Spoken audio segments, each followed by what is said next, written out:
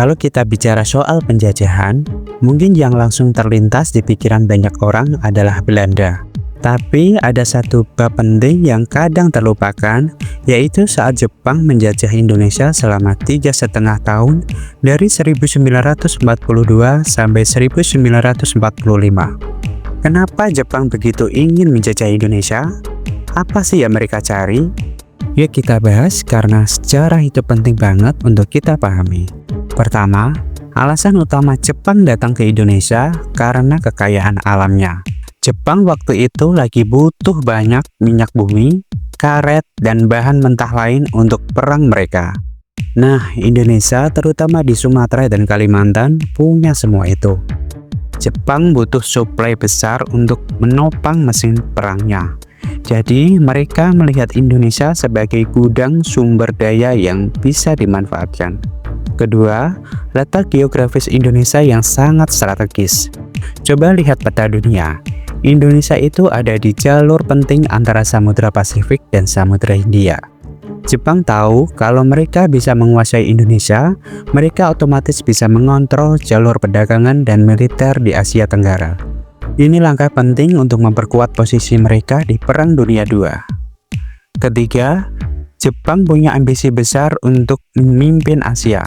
Mereka ingin membentuk yang namanya Kawasan Kemakmuran Bersama Asia Timur Raya. Katanya, ini untuk membebaskan Asia dari pengaruh Barat seperti Belanda, Inggris, dan Amerika Serikat. Tapi kenyataannya mereka cuma menggantikan penjajah lama dengan penjajah baru. Jepang juga memanfaatkan sentimen anti-kolonial di Indonesia.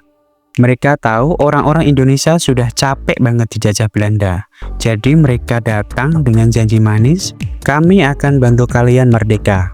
Tapi janji tinggal janji.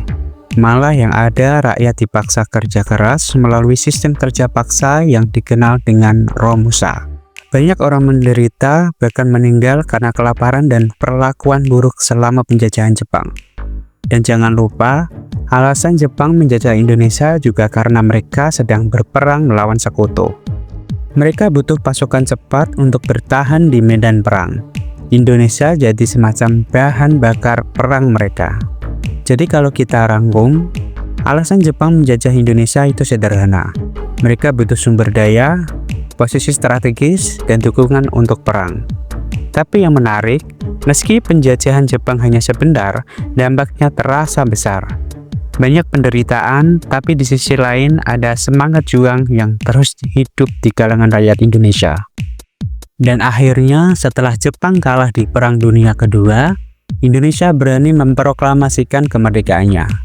Mungkin ini jadi pelajaran buat kita semua, bahwa dari sejarah penuh luka seperti ini, kita tetap bisa menemukan kekuatan untuk bangkit. Sekian pembahasan kali ini, jangan lupa share video ini kalau kalian merasa informasi ini bermanfaat. Sampai jumpa di cerita sejarah berikutnya.